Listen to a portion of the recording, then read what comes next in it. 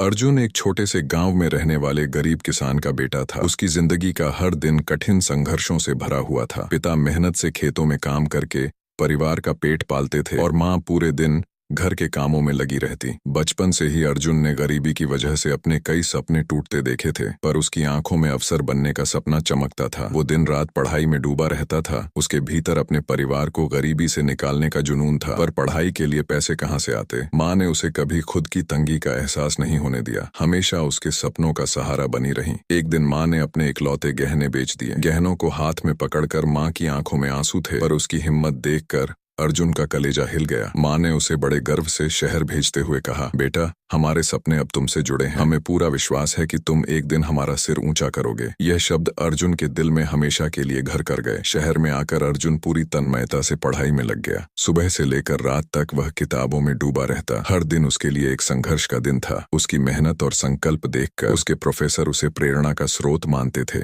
कभी कभी वह अपनी माँ का ख्याल करके घंटों तक पढ़ाई करता। जब भी वह थक जाता तो माँ के गहनों की कुर्बानी उसकी आंखों के सामने आ जाती। हर बार उसे एहसास होता कि उसके पीछे कितने त्याग और बलिदान है। उसे अपने लक्ष्य के अलावा कुछ नजर नहीं आता था। उसके पास खाने के पैसे तक नहीं होते थे। कई बार भूखे पेट ही सोना पड़ता था और उसकी आंखों से आंसू बहते थे, पर वह खुद को मजबूत बनाए रखता। उसे हर हाल में यूपीएससी की परीक्षा पास करनी थी ताकि वह अपनी माँ और पिता का सपना पूरा कर सके। उसकी जिंदगी में अचानक एक तूफान आया जब उसकी मुलाकात निष्ठा से हुई। निष्ठा बेहद खूबसूरत और अमीर परिवार से थी। अर्जुन को देखकर उसने उसकी मासूमियत और संघर्ष को पहचाना। धीरे धीरे दोनों में दोस्ती हो गई और दोस्ती प्यार में बदल गई। अर्जुन के लिए यह सब नया था। निष्ठा ने उसे जिंदगी के वो रंग दिखाए जो उसने कभी सोचे भी नहीं थे। निष्ठा के साथ बिताए हंसी खुशी के पल अर्जुन को अपनी सारी तकलीफें भूलने पर मजबूर कर देते थे। वह अपनी जिंदगी के उन खूबसूरत लम्हों में इतना खो गया कि उसे अपने परिवार, माँ के त्याग और अपने सपनों का ध्यान ही नहीं रहा। अब किताबों की जगह पार्टियों ने ले ली और पढ़ाई का उद्देश्य कहीं गुम हो गया। उसे लगता कि शायद उसके पास अब सब कुछ है, प्यार, ऐशो आराम और एक खुशहाल जिंदगी,